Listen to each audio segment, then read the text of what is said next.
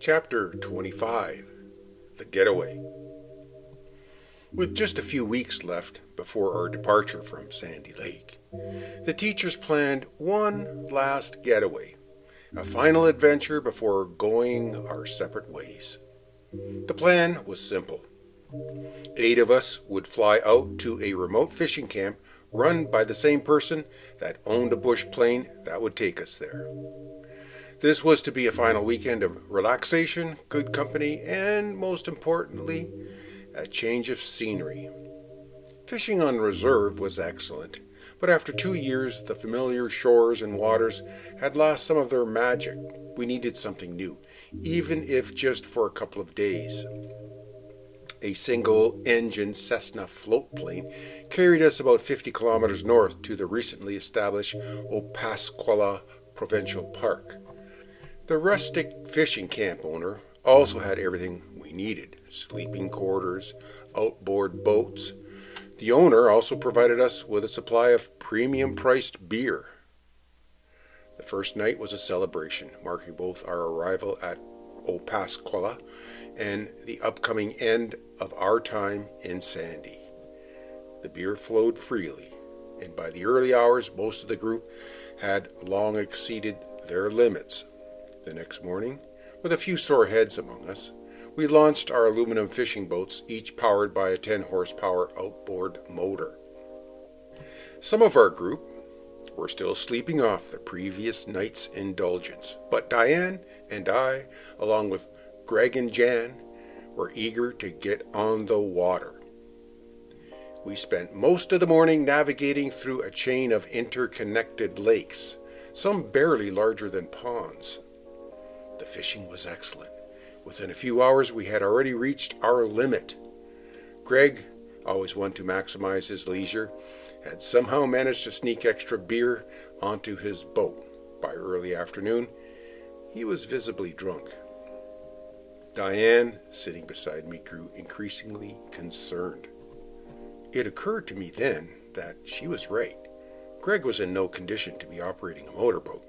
Yet, despite his intoxicated state, he somehow led our small squadron through the uncharted waters, skillfully avoiding deadheads and submerged rocks.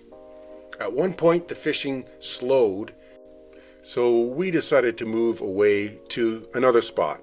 Greg, determined to take charge, yanked the pull start on his outboard and roared off at full throttle. Within seconds, he was heading straight for a rocky reef just below the surface. Before anyone could react, his boat struck the reef at full speed. Greg was launched from the stern, soaring over Jan's head and clear over the bow, before landing with a splash in the frigid water. Jan screamed. "Oh my God, Greg can't swim," she yelled. It was true, Greg couldn't swim. I immediately cut the engine and carefully circled my boat towards Greg, who was flailing helplessly.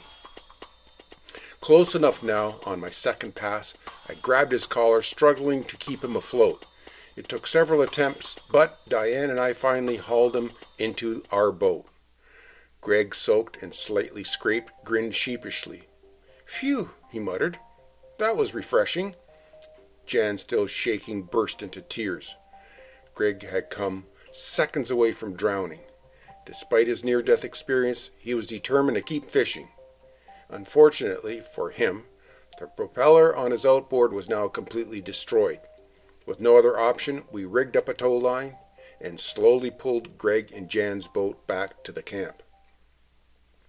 By the time we returned, the others had finally woken up, and we spent the next couple of hours cleaning fish. Despite Greg's mishap, the trip had been a success, and more premium-priced beer was procured. It seemed like the right thing to do. It wasn't unusual for teachers to leave the reserve, along with their teaching post, unexpectedly.